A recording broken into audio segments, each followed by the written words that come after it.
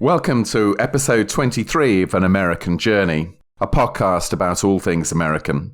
In this episode, we have another interview. Usually our podcasts view America from a UK perspective. However, in this episode, we will be talking to Johannes Terblanche, who came to the US from Namibia about 25 years ago. Hi Johannes, how are you? Hey Julian, I'm good. How about yourself? I'm excellent. So let's start at the beginning of your story. You were born in Vinhook, the capital of Namibia, which I think when you were born must have been quite a small town. Tell me about your family background and early childhood. Obviously, family are immigrants from Europe to Africa during the colonial times of South Africa. My mother's family lineage immigrated to South Africa in the Dutch colonial era. Somewhere in the late 1600s or 1700s, I'm not exactly sure. And my dad's lineage immigrated from France around about 1820 to a specific part of South Africa. A couple of hundred years go by, and my mum's dad goes on basically a pilgrimage to what at that point was a German colony, Deutsch West Africa, which is now Namibia, and rode in each direction on a horse for a day to stake a claim in what is essentially just desert scrubland in order to claim his what became his farm. Put context to that, it was about a 66,000 hectare piece of desert.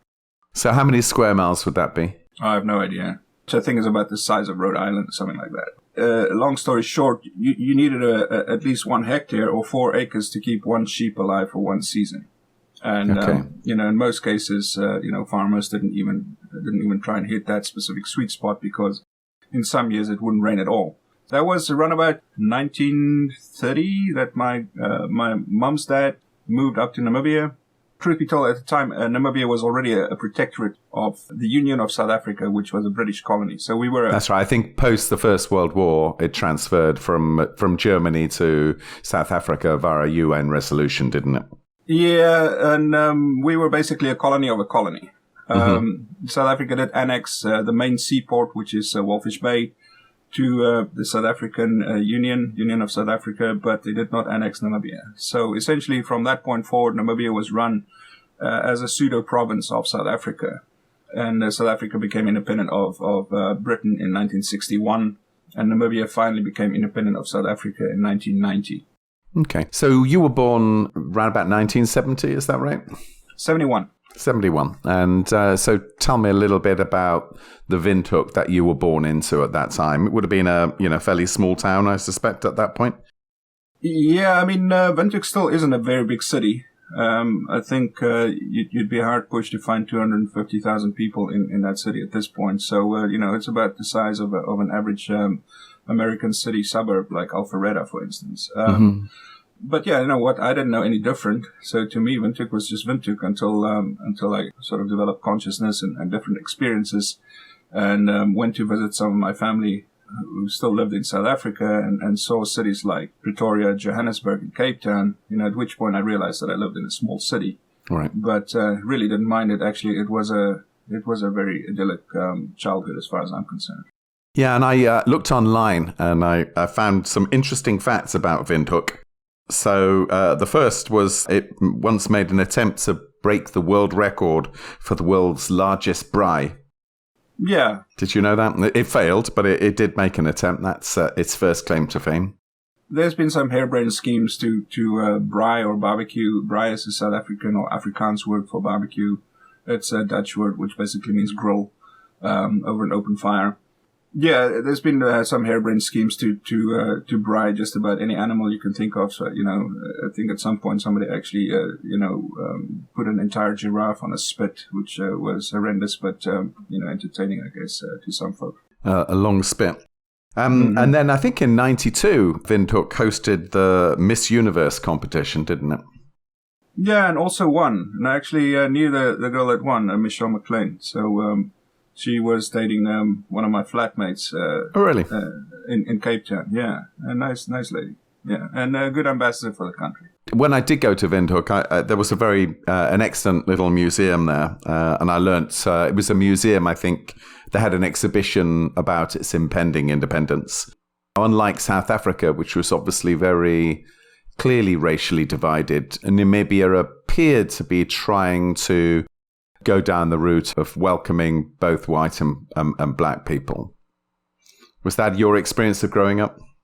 Yeah, and look, there's a lot there to unpack, and it's probably going to take longer than, this podcast to dig through all the details on that, at least as far as I'm concerned. But Namibia retains to this day a very strong German influence, and I think, the German pacifistic influence on Namibian society, definitely had an impact on just general racial relations. Namibia was very tired of war.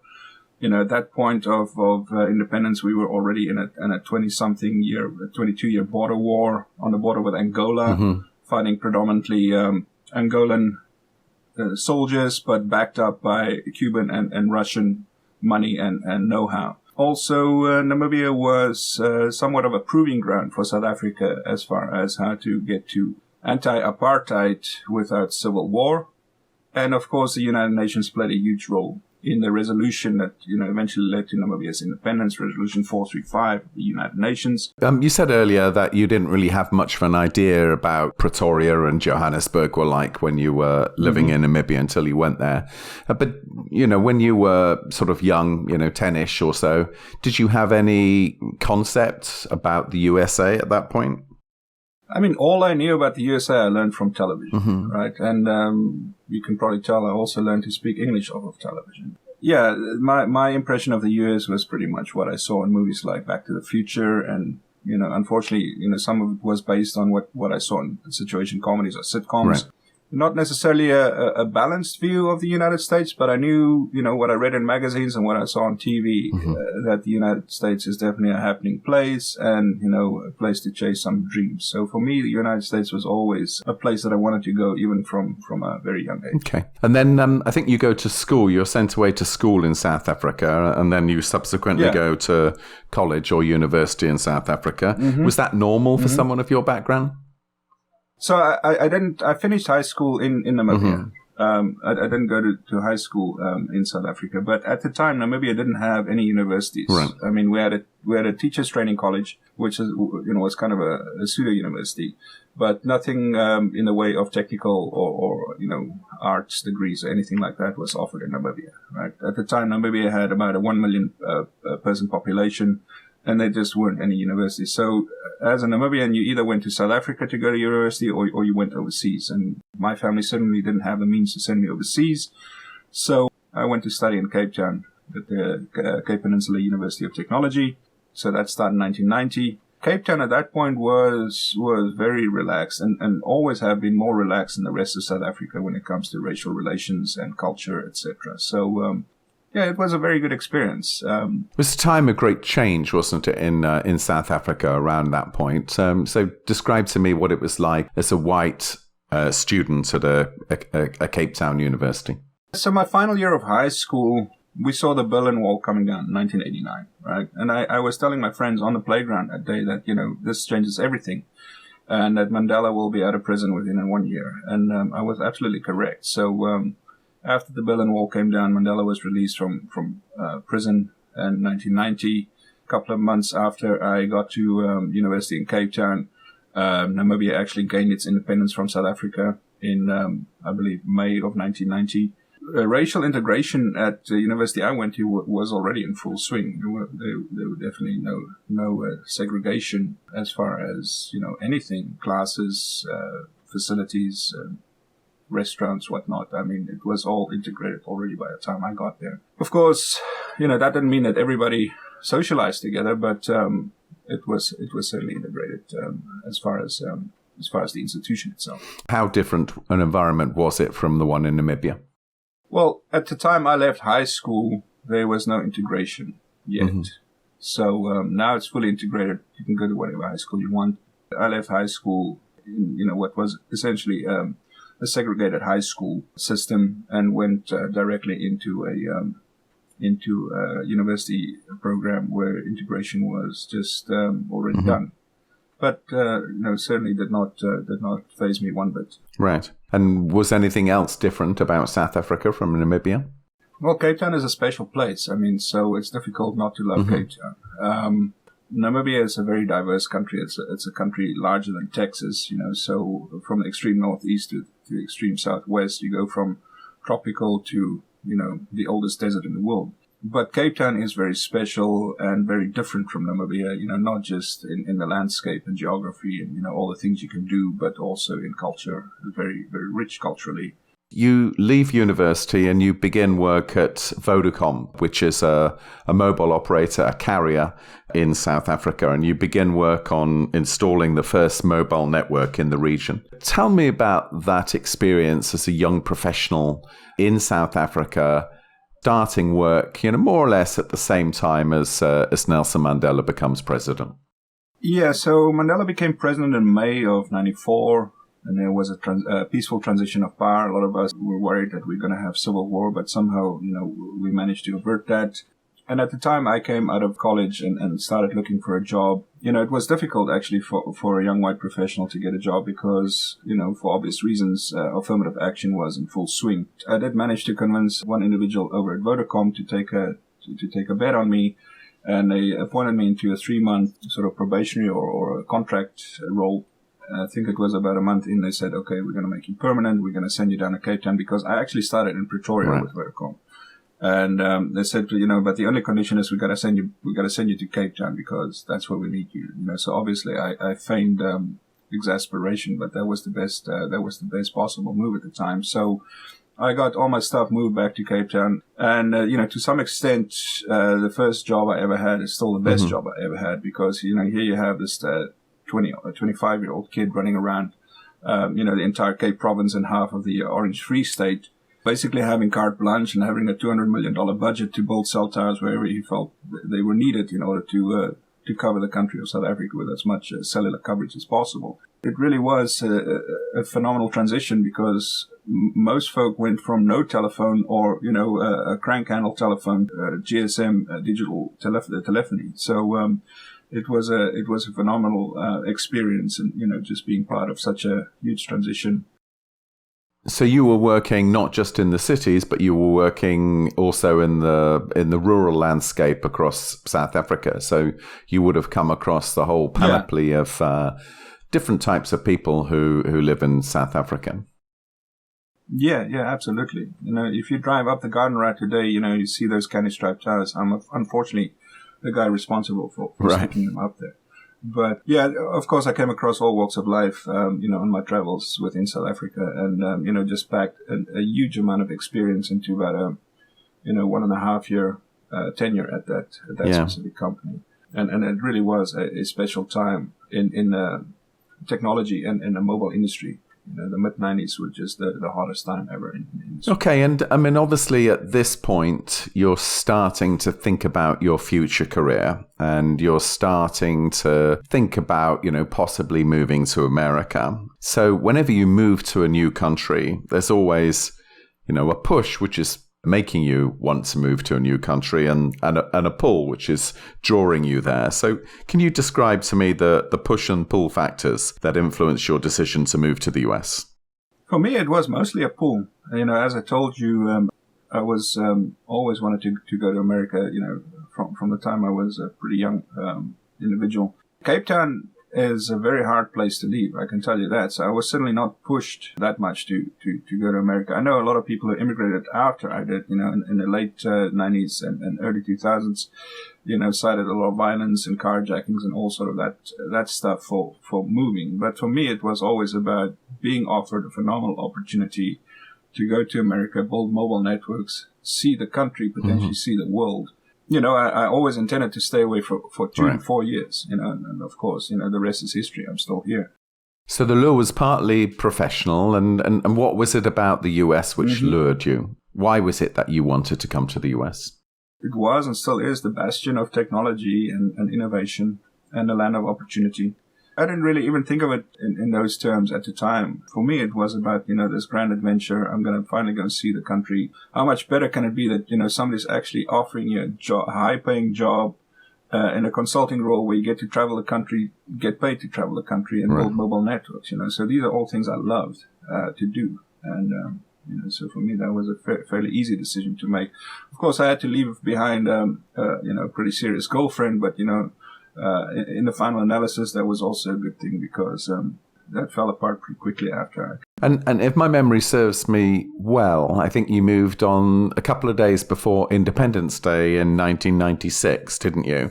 It was the first time that you've been to the US, so I think you find yourself in Dallas, is that right, initially? Yeah, the first time I actually set foot out of Africa. So I've not been overseas anywhere at that point. I've traveled locally in Southern Africa, Zimbabwe, Botswana, places like that. So I get on a plane, fly through Frankfurt.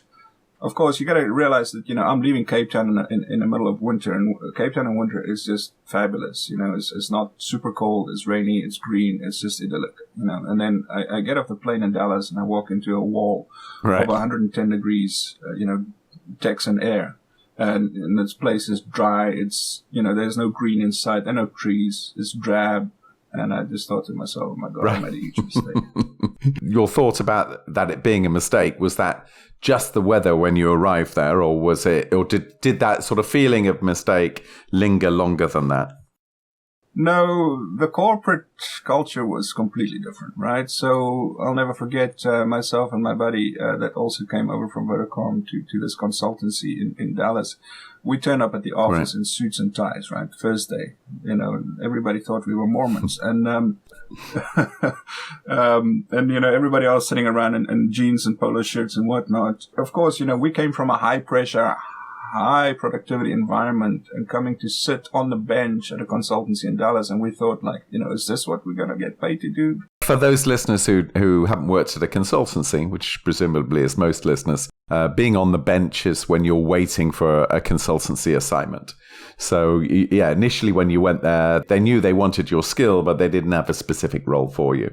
Yeah, sorry, they had the supply and demand calculations a little bit out of whack, and I think they had some issues with some work visas, getting cleared, and so essentially, consultants arrived in lumps, and they didn't always have a pipeline of projects for us to go onto. But luckily, I only had to spend about 2 weeks in Dallas before my first gig came up. This gig totally saved my tenure in America because my first gig was in San Francisco. Of course, I immediately fell in love with San Francisco.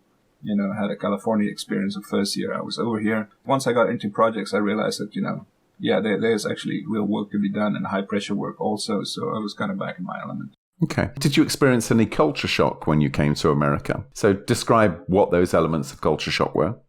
It goes from the inane to the insane, I guess. Things like nobody walks anywhere, right? I mean, everybody always drives, and there's a good story about some of our expat friends that walked to the grocery store and walking back, the police stopped them and asked them why they were walking. Mm-hmm. They thought they were vagrants. So they said, no, we just went to the grocery store. I said, why aren't you driving? It's like, because we're walking. Certain disconnects like that, obviously language barrier, accents, these things are a bit of a challenge when you first get here.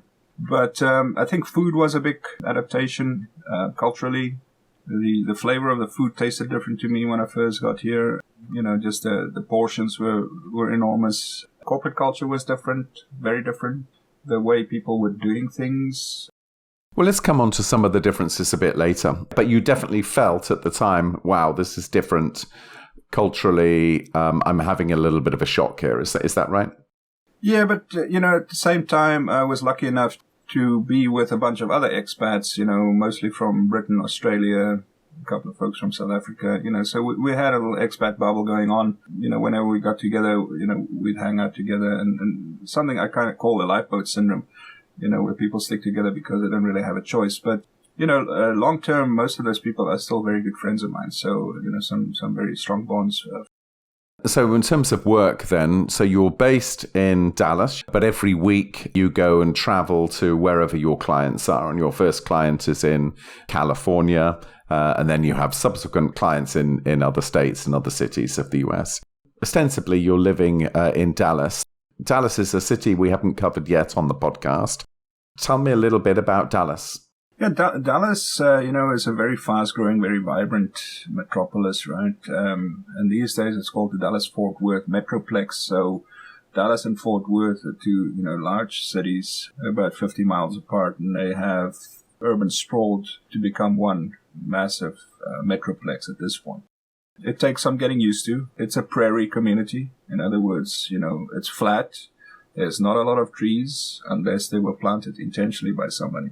There are lakes around, plenty of lakes, most of them man-made, but there's plenty of water around. What is there for the visitor to do? So it depends on your taste, right? If you like shopping, Dallas is probably one of the best places to go. Plenty of shopping malls, and everything from couture to hunting and fishing. It's catered for in Dallas. Sightseeing is probably less. You can go to the grassy knoll. Yeah. Everybody's going to pony out the grassy knoll. You can take a drive out to the South Fork Ranch to see where the TV series Dallas was filmed, at least the external shots. It's actually quite a disappointing visit because it's a tiny little ranch house, in the middle of nowhere. If you're into Western culture, you're certainly well catered for, right? So Western culture. So if you're into rodeo or, country music and festivals, between Dallas and Fort Worth, you'll always find a good concert to go to in that specific genre. Or go to a rodeo or, go and see the stockyard. Then they have the other American attractions like Six Flags and, theme parks, water parks, all that sort of stuff. So I think it's worth visiting. I would recommend if you're going to visit Dallas, you should pony up, a few extra dollars and then take a couple of days and go see Austin and San Antonio also. For my money, you can totally skip Houston.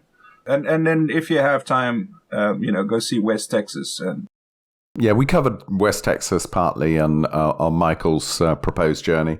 And I agree that West Texas is fantastic. Mm-hmm. So Dallas is good for a listener who would be interested in Middle America culture, high school football, lakes, drag racing, NASCAR, rodeo, that type of stuff. Yeah. And so, let's say after your first year in America, what did you like about America and what did you like less about it? Well, you get used to a lot of things very quickly. So you get used to the convenience of things like being able to shop at, all hours of the day and night. If you felt like it, you could go to grocery store at 2 a.m. So you get used to conveniences very quickly, and you get used to the size of the place. It really is a larger than life. Just the city of San Francisco or the Bay Area or Los Angeles or San Diego, any of the large cities, it's just an experience, and you can spend months exploring these places. And, I've been fortunate that I became a business tourist, right? So whenever I was somewhere on project, I would take the time to, after hours and on the weekends, go and explore as much as I can. Because, I already had the hotel and the rental car, so I might as well go and see what I could see. So it's easy to fall in love with. And, I think if you spend time on the West Coast, it's even easier. Of course, you get into the culture also. You get into the music scene. You're a young person. You like rock music. You like pop music. You go and see a few concerts. You get to, just pick and choose. Do I want to see U2 or do I want to see Rage Against the Machine this weekend, for instance, right? You can just pick and choose when you're in a big city like San Francisco. Of course, I made a bunch of new friends. So yeah, I was very at ease, and my tail was certainly up after the first year. I was pretty mopey in the first 5-6 months of being in America, but I think you once said to me that one of the big differences between Southern Africa and America was the lack of crime in the US. Yeah, certainly in some cities that is the case. If you're in Dallas or even in Atlanta, certain parts of Atlanta, there's pretty much no need to lock your house or your car, unless you're really security conscious, and for insurance purposes, most people do, right? But that was a major difference, that you don't have to look over your shoulder all the time. But, of course, I think that also makes you a little bit sort of less vigilant. And so whenever you go back to visiting Africa, you kind of have to sharpen your skill set again. At first, these were very glaring differences. Now, as time went on, you kind of switch between the two modes of operation fairly naturally. Was there a difference in the levels of patriotism between South Africa and America? I think, like in most cases, patriotism is thinly veiled or thinly veiling other sort of core beliefs. Yeah, look, I think the Rugby World Cup in 1995 really did foster a feeling of national identity. Some of you might have seen the movie Invictus, where Mandela got behind the Rugby World Cup. And rugby at the time was the sport of the oppressor, right? This guy was smart enough to get behind the Rugby World Cup and unite the nation. And we actually ended up winning the 1995 Rugby World Cup against New Zealand. And that was a special experience. So that was just a year before I left. And the country was on a sugar high on the back of that. And there was, a phenomenal amount of goodwill that came out of that specific effort. And we saw another similar event with the Soccer World Cup visiting South Africa in 2010. No surprise, Nelson Mandela was also very much involved in making sure that the Soccer World Cup came to South Africa in 2010. So yeah, strong sense of patriotism. I would say patriotism for the most part at the time was getting behind a specific sports team. There was certainly, strong feelings of nationalism on all sides of the equation. Diametrically opposed feelings of nationalism, right? And in the States? States patriotism, is I think predominantly around the flag and around the idea, that people have about America as a country and our place in the world. But I think there's been a little bit of dilution of that also in recent years because of the same reasons. Patriotism is a veil for different feelings and feelings of nationalism, unfortunately, in some instances. So changing topics, I think you decide to buy your first house in Dallas. So how did the house that you bought compare to the accommodation that you might have had in Namibia or South Africa? Houses in Texas at the time were huge, very well. When you say huge, give us an indication of size. 4,400 square foot. So double story, 4 bedrooms, 4 bathrooms, game room, double garage, huge living room with 20-foot ceilings. Pretty much the same as your house in Atlanta, similar to that size. Right. Although in Texas nobody has basements, right? It was a huge departure, for many reasons, but, building style is completely different. Of course, in America, houses are built predominantly with lumber and drywall, whereas in other parts of the world, houses are built with bricks and mortar. So that was a change. But, once the house is built, you really don't know the difference because in most modern houses in the US, they would put face brick on the exterior wall. So it looks like it's built with bricks, but, that's just a veneer. Lush carpets, wall to wall, and not very expensive at the time, comparatively speaking, and the financing was also easy to get. It was an easy experience to buy a house in America. And did you like your house? Yeah, I didn't want to pay rent anymore because my ex-wife, girlfriend at the time, we were both paying rent at 2 separate apartments. I said, this is stupid, let's just go buy a house. And that kind of cemented me into the American dream, American lifestyle, if you like, by buying that house. I didn't realize what I was putting down, pretty deep roots pretty quickly. At that point, you'd been in the American work environment, both your own consulting environments and all the clients that you were serving. Tell me a little bit about the way in which the world of work is different in America. I don't know if it's just because I've been here so long or because things have changed some since I first came. But when I first came over here, there was definitely a very different work culture. Where I came from, when you went into a meeting, there was always a set agenda. There was a chairman of the meeting. People actually kept time and made sure all the agenda items were addressed properly before the end of the meeting and that somebody took notes and distributed the notes, all that sort of good stuff. For me, when I first came to America, it was a lot less formal in the meeting environment specifically. I'm not necessarily saying it was less effective. It was definitely, less informal, or less formal, I should say. The whole living in a cube concept wasn't something. Do you want to explain what that means to our listeners, living in a cube? Yeah, so a cube is, normally about a 8x8 or a 6x6 box with walls somewhere between 4.5 to 8 feet tall, depending on which company you go to. Some people prefer the tall walls and they go in a little mouse hole and sit in there all day. And, the only time you see somebody is when they walk past, the door of your cube. So I guess it's like an office pod. But where I came from, I guess I was lucky in my first role. I had my own office, and I was basically sitting in the map room was my office where I was doing all the network planning and design for the network in Cape Town. So that was a huge shock for me to go from having my own office with a view of Table Mountain to going and sitting in a cube. And again, I think if I had to sit in a cube anywhere other than California at the outset, I might have turned tail and gone back to Cape Town.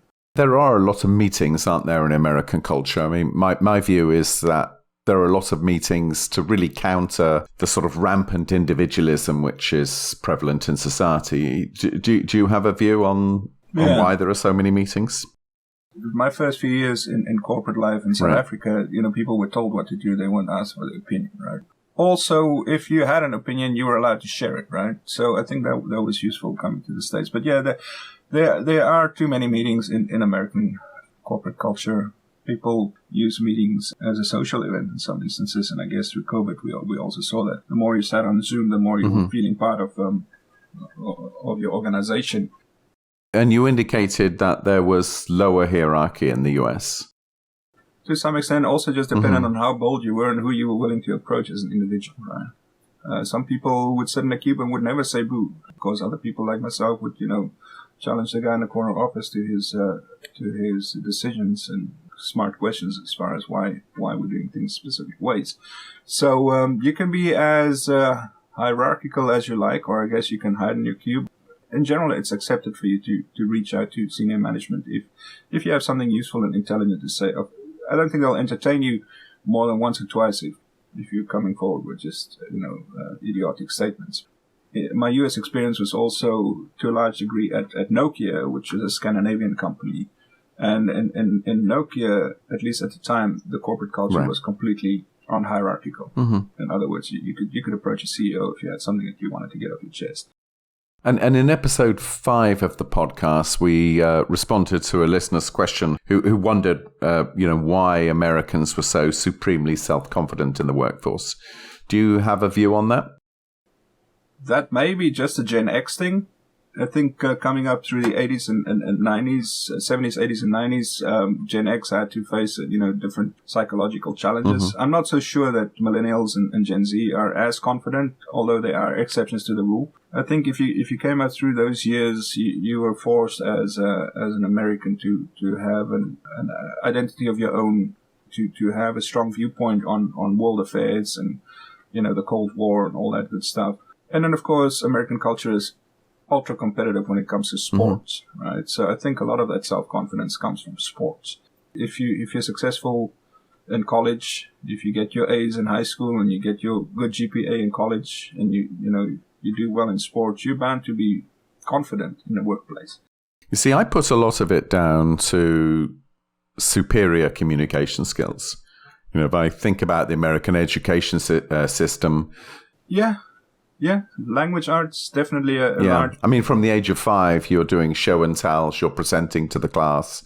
At high school and university course, you're often having to present to other people. You have to do courses in communication. They're just very used to communicating, and so therefore they communicate well. And people confuse, I think, communication and self-confidence. They think if somebody communicates well, they must be supremely self-confident. Well, you have to be self-confident to stand up in front of a crowd of people, right? So I think that there's certainly something there. And that is a very good point, that if you subjected to it from a young age, hopefully you will develop some skills and confidence in your presentation and verbal skills. I think, unfortunately, that also led to us having too many lawyers in this country. But, that's, again, a very strong personal opinion. Well, I think it's backed up by data, Johannes. So twice as many lawyers as there are demand for their services. So, which is why we see so many billboards bequeathing us to make a claim for, some minor traffic infringement. Changing subjects, I mean, I know you're a techie geek. Why do you think that America is so friendly towards people of your persuasion?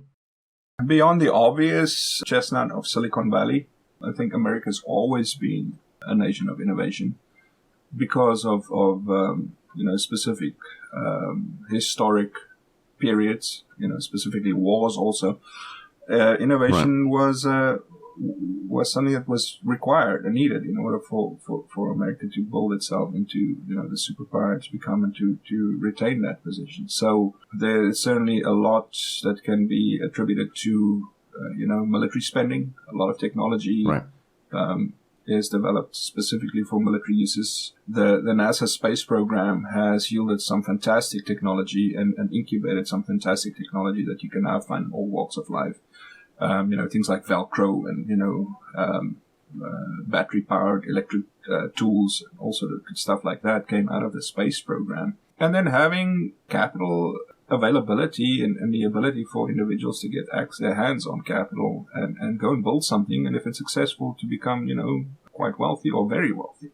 Technology certainly lends itself to iterative optimization. So if you build something cool, you can spend time, over the years to make it even better. So let's just unpack that a little bit. So, I think it's certainly true that the space and arms races, the tech transfer from those two races, if you like, has been enormously significant in the foundation of Silicon Valley and the foundation of many large companies. Right. I mean, the US, I think, spends as much on its military as the next 11 countries put together. While people may say, well, why are they spending so much money on fighting, especially as many of the 11 are their allies, the reality is that a lot of that essentially is a subsidy into the technology industries. Absolutely. Silicon Valley, have you worked much in Silicon Valley? Yeah, actually, on and off, I've been exposed to Silicon Valley. I think if I first landed in Silicon Valley, 26 years ago, my career would have been very different. Even though my first consulting gig was in San Francisco, I didn't really know much about Silicon Valley as far as, the hub of technology. I was focusing on building mobile networks, which is obviously a very constituent part of the technology that makes a lot of Silicon Valley possible these days. But it's only been in recent years that I've actually worked for Silicon Valley companies, Cisco from 2016 onwards, and recently joined VMware, which is a software company out of Silicon Valley. So, yeah, I've had my exposure and negotiations with Silicon Valley. And why is Silicon Valley successful? Multiple reasons, but I would put at the top of that list, access to efficient capital or cheap capital. It has developed this cult status around the world. If you're a techie of any renown, that's where you're going to go to try and take a shot. Same way that you go to Los Angeles to become an actor, right? So you're gonna find a way in a door somewhere in Silicon Valley, and you're gonna work your way up the drain pipe to the top, as far as you can get. And there are many stories of rags to riches that you can find in Silicon Valley. Elon Musk being one of them. 6 days younger than you and tens of billions dollars richer. I think hundreds at this point. Yeah. But the cult following of Silicon Valley and having individuals like Elon out there for young people to aspire to become like, or Steve Jobs, Elon Musk, Larry Page, Sergey Brin, all these founders of these mega tech startups. Bill Gates, even though he's not a Silicon Valley guy, but still West Coast. And Jeff Bezos, also a Seattle guy. So the west coast of the U.S. is certainly, in Silicon Valley and Seattle, is a very strong draw for techies from all walks of life. And then, of course, the promise of the American dream and the promise of living in one of the nicest places in the world, which is the San Francisco Bay Area. I'm very much convinced if you ever move to San Francisco and you manage to keep a job, you will probably never leave it. You hinted at it with the list of names, but the importance of getting the best immigrants. America has been very successful because it has encouraged go-getting immigrants to come to the US and to do their thing in the US for the benefit of America. The number of companies that are run by first or second generation immigrants is staggering. And you mentioned the American dream. Do you believe the American dream still exists? Absolutely. Yeah, no doubt. Having the H-1B or the H-1 visa system, the L visa system, to entice foreigners to foreign techies or foreign people with skills to come to America, is definitely a very strong incubation pipeline. There are a couple of other components to it. I think, companies having access to this visa system entices them to find good talent. Right. Lack of engineers within the United States means that you find engineers from all over the world. And so you're also driving cultural diversity, which is a very important thing for having non-echo chamber kind of thinking. You said that the universities here weren't producing enough engineers. Is that an implicit criticism of the universities here, or do you think their universities? No. I mean, there's as usual qualification to everything, right? But I think if you're an engineer of repute in the United States, you go to one of the Ivy League schools, or Georgia Tech or Stanford or Ohio State. And you're at the very top end of engineering. So it's not that we do not produce engineers in this country. It's just if you're an engineer coming out of one of those schools, you end up, working for either a defense contractor or you might end up in the banking system in Wall Street and writing algorithms for trading and stuff like that. But we need more average engineers to be produced in America to make sure we have a good, diverse balance of foreign and local talent. Now, some people hold the view that America is essentially stealing the talent away from other countries around the world. People like yourself, maybe your talent could have helped South Africa be more successful. What's your view on that type of comment? Probably is, true to some extent. But again, technology and talent flows in two directions. And in most instances, you'll see folks that came to America, made a little bit of money. A lot of those people end up back in more senior positions back in their home countries and starting companies with the money they've made and incubating.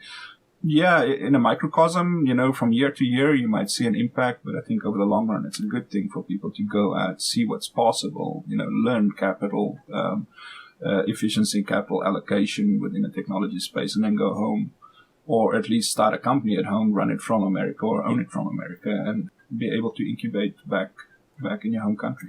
I mean, I don't disagree with that, but I think my view is slightly different, that people have free choice. Individuals have a free choice about whether to work in country A or country B. And if everyone in country A decides to work in country B, then the best response from country A is to do something which makes it more enticing for those people to be there.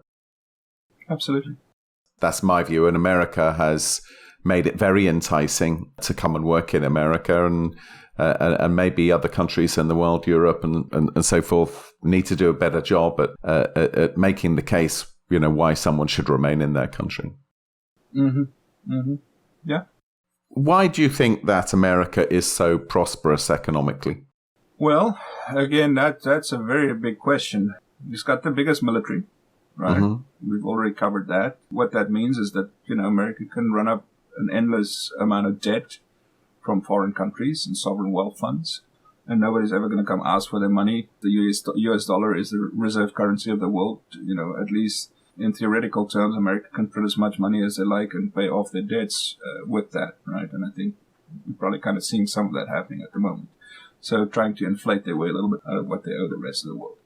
You cannot discount, again, the access to cheap capital and the spirit of innovation, the spirit of wanting to make a difference, and the spirit to want to have a good life, right? So I think all of these things roll together into what is the American dream, and, wanting to get ahead, wanting to have a nice house, wanting to have 2 cars and a couple of kids. Culturally, this is what people strive for and drive for.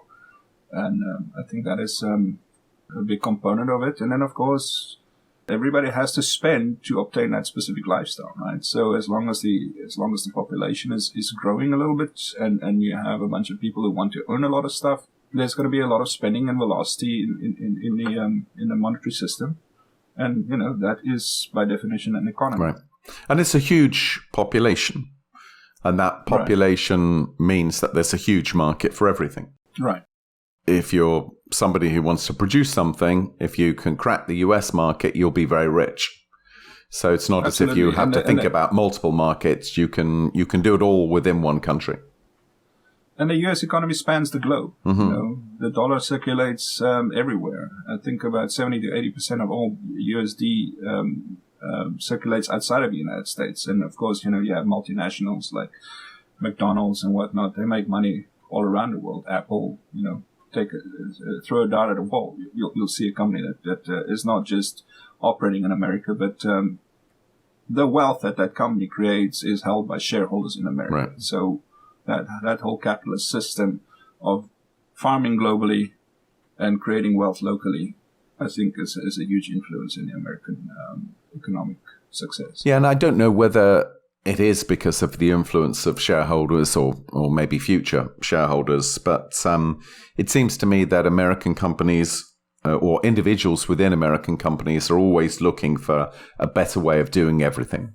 Optimization is definitely a large part of the culture. And I think that's rooted to a large degree in farming or ranching, right? You want to make sure that your ranch is running as easily as possible. Not necessarily as profitable, but as efficiently as possible. You see similar character traits from other farming nations, Australia, South Africa.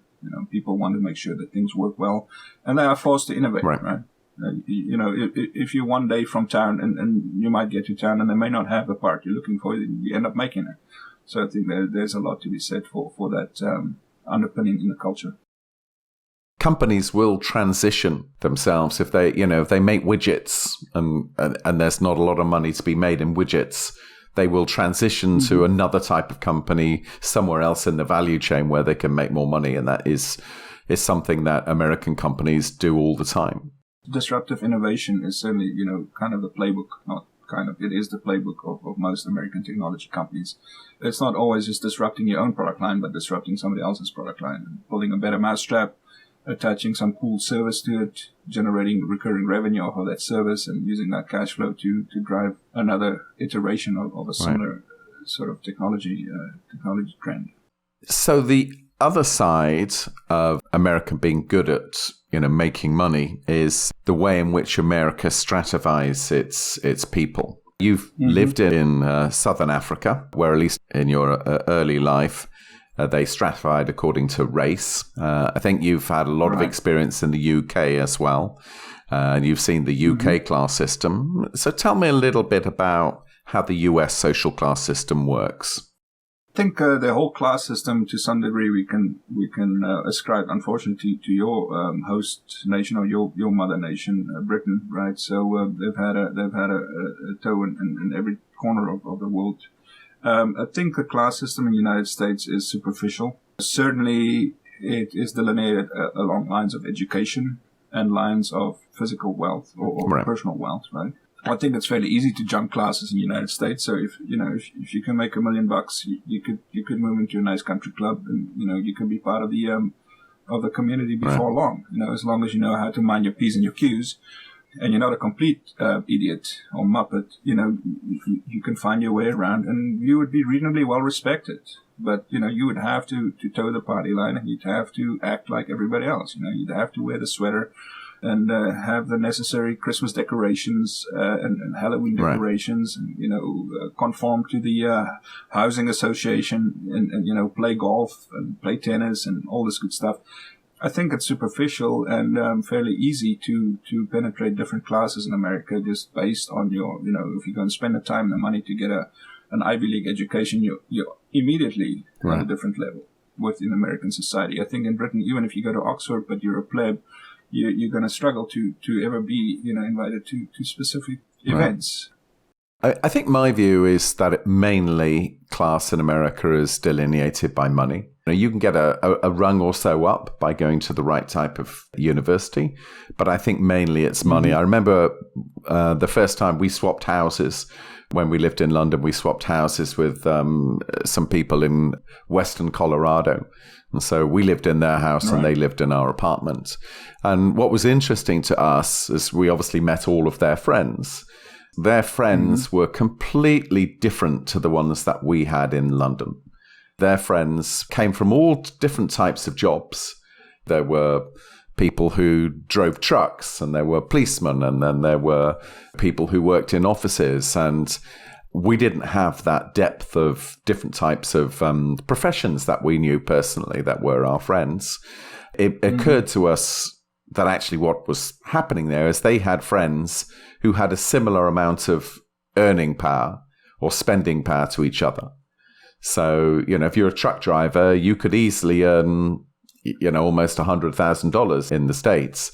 And that will put you on the same par or maybe slightly above that of a teacher. So those people would socialize with each other. Whereas I suspect there aren't too many teachers who know truck drivers in Britain. Yeah. And thinking about it a little bit more, I think the the school system, and here school, I mean in kids' school, also plays a huge role in, what class you're in, right? So, but again, that you can draw a straight line between that and money, right? If you can afford a house in the right neighborhood, your kids go to specific schools, you're accepted within that community as a valid member of that specific class or community, I guess. The other thing I would say about America that makes it less classy is everybody's from somewhere else, right? Not just foreigners, but even in the city of Atlanta, for instance, I think like 1 in 4 or 1 in 5 people are actually from the vicinity, not even the city of Atlanta, but vicinity of Georgia that is close to Atlanta. So a lot of transplants from other states, and so everybody is coming and trying to get a seat at the table. But yeah, I think fundamentally your reasoning is on the money. No pun intended, is that, if you have the cash, you can get in the club. I remember daughter number one's first day at school, and one of her teachers asked the 30 children in the class to put their hand up if their parent was born in Georgia. So obviously most people have two parents. So out of 30 children, so 60 hands, I think there were only 2 or 3 hands that went up. So almost everyone in her class, although they may have been born in Georgia, or almost none of their parents have been born there. Yeah. So, and I think if you don't come up with people, you don't live in the same community your entire existence, you don't know where little Jimmy came from, right? I mean, he just shows up, he's got a Porsche, he's got a bunch of money, and it's like, this guy must be at the right level. But of course, a lot of that's financed by debt also. So a lot of people punching above their weight. Yeah, so when I started off by talking about, based on income, but actually I think it's based on spending. Okay, so let's move on to schooling then, because you've had 4 children who've been educated in the US school system. Right. How do you view the American education system from their perspective? I think for the most part, pretty good, pretty efficient. Even, what would be considered public schooling, and all my kids went through public schooling, just the neighborhoods we lived in were, thankfully, to the previous conversation, of good enough stature that the schools were, reasonably well ranked within the state and nationally. I don't have any serious complaints, but, again, you got to see where my baseline comes from. As far as my experience of school was very different from your experience of school when I was a kid. But yeah, I have no complaints. I think they do spend an awful lot of time on language arts. I'd like to see them spend more time on, selfish reasons, more time on engineering and physics, science in general. Definitely they should spend more time on actually teaching kids how to deal with money, personal finance, how to not get in over your head in debt, how to make sure you have a budget. These are basic life skills I don't think get taught. Truth be told, most school systems around the world do a poor job of this. But I know you have listened to this podcast and you've heard daughter number 1 and 2 talk about their experience. Is there anything you would want to re-emphasize or take issues with on what they said? No, I mean, I obviously know both of your daughters, at a personal level. So, I think you're definitely blessed with 2 very gifted children, and one of them is an engineer. Yeah, and I'm very happy about that. So that's awesome. Sidebar: the trick of being an engineer in America is staying an engineer, because your corporate progression very, very quickly, if you're good, goes into management, and before you know it, you're doing budgets and spreadsheets and managing people instead of engineering. So I think for the most part, the American school system is effective. The specter of violence at school is something that I wish I could wave a wand like every other parent in this country and make that go away, right? I mean, kids are traumatized, and again, mostly in middle school by the threat of violence. I think by the time they get to high school, they're kind of desensitized to the whole experience, and the country is so big. But there's still violence at school somewhere in this country pretty much every day of the week. So that's something I would like to see stamped out somehow. Don't ask me exactly how, but that would be nice to get rid of. Right. Well, I won't ask you how to do that. Well, no, since you asked, Julian, it's called the... I specifically didn't ask, but go on. It's called the Army Corps of Teachers, same as you have the Army Corps of Engineers, right? I mean, and this is only half joking, but, if you have something similar to the Army Corps of Engineers and the Army Corps of Teachers, where you can pay teachers properly and educate them properly and give them the necessary tools to enforce self-defense for their class and their facility at any given point in time. Then you have a potential way to defend yourself against this, but that will never happen. So you're advocating that teachers should carry guns? No, I'm advocating that you should make soldiers teachers. So they should know how to carry guns, and they should know how to deal tactically with violent situations. I certainly do not want Mrs. Jones from up the street to have a handgun, in a bag along with her, her Xanax and her Valium. Definitely don't want that. Now, many expats to America find it quite challenging to make good friends in the US. Many expats say that most of my friends are other people who are also not from the US. Have you found that? I think at the outset that's probably fairly accurate, because you're an outsider. People stick to what they know. And I'm not just talking about, expats. It's easier to make friends with expats than it is to make friends with locals. And the other way around, it's easy for Americans to just make friends with Americans because, it doesn't take a leap of the imagination. But I think as time went on, certainly don't find it difficult to make friends with my fellow countrymen. As you know, my second wife is actually an American. I think if you're willing to embrace the culture, it's very easy to make friends. So go to a baseball game, go to a football game, talk about football, talk about baseball, talk about what's important to people within their culture and society, and you'll find it very easy to make friends. There are other differences as far as just social mechanisms, and Namibia, it's very common for people to just drop in on each other, right? You just show up at somebody's house. That is definitely not culturally acceptable here. No. And to be honest, you're much more likely to meet somebody on neutral ground. I guess, yeah. I don't think it's difficult to make friends in America if you're willing to walk the bridge first, and don't expect other people to necessarily befriend you. But it's easy to befriend other people, no doubt. And I mean, truth be told, most of my friends I made through work. But then I've moved on because of the transient nature of my work. I've worked in a million different places, so I've made a lot of friends over time, and we no longer work together. But we still remain friends afterwards. So. Okay, and last question before we go to some general questions. I know that in the recent last couple of years, you've been pining a little bit for Africa, and you want to introduce your children and your new spouse relatively new spouse to the region. Mm-hmm. Apart from family reasons, why is it that you choose to stay in the US? Well, it's easy. I'm making a good living. I understand how to function. If you think about it, I've only really truly been, a professional and an adult in the United States. I've worked for a year and a half before I came here. So I've lived in the United States longer now than I've lived, anywhere else before. I stayed in Namibia until I was 19. I've been in the United States for 26 years now, or almost 26 years. So for me, this is home. I think in a lot of respects, it would take a larger leap of faith to go back to Africa than it took to come here in the first place. Because, I'd have to figure out how to, for the most part, I think I'll figure it out. But, a lot of things are going to be different. Right. It will be disruptive. It'll be painful, and I hate moving, And that's one of the other reasons. I just dislike the whole act of having to pick all my stuff up and go somewhere else. You must not understand my lifestyle then.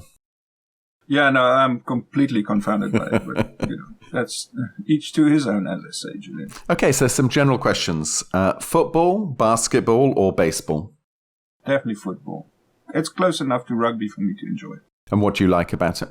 The strategy. It's a very strategic game. Sometimes the strategy actually backfires on teams. That part of it I truly do enjoy, because you can see the gears turning and the guys making plans and how to run the clock down and how to keep the other team on the back foot for a specific length of time, etc. So that much I enjoy. And it's, when the game is running, it's fast moving. I do not like the fact that it stops every 2 minutes for 2 minutes. But, I got used to that. What's your favorite form of the game? NFL, definitely NFL. Although recent years, with Georgia doing well, I've been getting into college ball more. But, honestly, there's not that much difference these days between the two flavors of the sport. There are a couple of minor rule differences, but let's face facts. At this point, college football is pretty much professional football. You were going to say something about baseball. Baseball, too many baseball games. I do enjoy baseball. I like going to baseball games in person. I do like watching Pee Wee baseball or Junior League baseball at the top of the park where I live. So I would go for a walk and I would just sit down on a summer night and watch the kids it's called play. Little League Baseball. It's a fantastic thing for people to do if they're in America, going to a nearby park and watching a whole bunch of children playing baseball is a fantastic way to while away a couple of hours. And then basketball, I think, is too much in the way of scoring. It's too back and forth for my liking.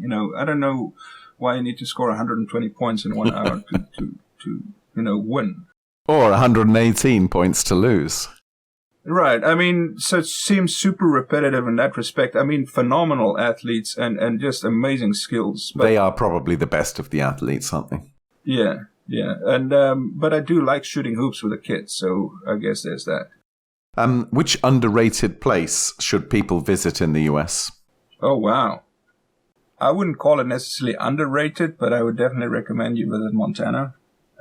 You should definitely visit New England and Maine. I think. So tell me, let's take your first one, Montana, then. Well, what's so good about Montana? Believe me, I've seen a fraction of Montana, but I did appreciate when I was there. And again, take us with a grain of salt because that was probably more than 10 years ago. Definitely more than 10 years ago. About 14 years ago, I went to Montana. So it certainly still had a bit of a Wild West frontier feel to it. Hotel room decor and, generally the smell of those places are also kind of smell frontier. I don't know if it's because of the animal hides and what they have, in the environment. And it's big sky. It really is big sky country, right? What do they mean by that? Yeah, I mean, horizon to horizon, there's only blue sky above you and you can't see any structures other than, the road that you're on in any direction is just nothing. I mean, grasslands and, you'll see the odd cow and bison here and there, but... and just a straight road which goes on seemingly forever. Mm-hmm. Montana also has, more hilly and mountainous regions, towards the south, closer to Idaho and, Yellowstone Park. So, well, actually, also in the north in Glacier. Right. And if you think about its name, Montana, that's where it gets its name. Mm-hmm. Right. I wasn't aware of that, but I'll take your word for it. Yeah, and then definitely you should go see New England, you should go see Maine, and you should also take the time if you go to Niagara Falls to cross into Canada. I think Canada has a lot to offer, and I don't know if you have a book coming up on that, but, that would be... No, not yet. Really interesting. But yeah, it's very easy to get to Toronto from Bob. Well, in normal times, it's very easy to get there. At the moment, I'm not entirely sure with the truckers blocking every road and bridge. I'm not sure it is quite as easy. Yeah, but thank goodness, as far as I'm concerned, we're done with COVID. Now going into another election here, it's going to become less and less prevalent because nobody wants to be the wet rag at the party.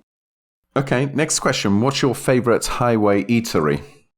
I know you did a podcast on this with your kids. They're not that common, but I do like a good burger. So I'd say Five Guys. Just going statistically, whenever I'm on a road to Florida or wherever with the kids, we most often stop at Chick-fil-A. Right. Because it's consistent. We know what we're going to get, and it's quick and easy to get in and out and get what you need. Yeah, well, Chick-fil-A was definitely one of the top picks, along with Panera, and Five Guys was highly rated by most as well. So, does American chocolate taste of vomit? I wouldn't say so. I think it's an acquired taste, so it's slightly different.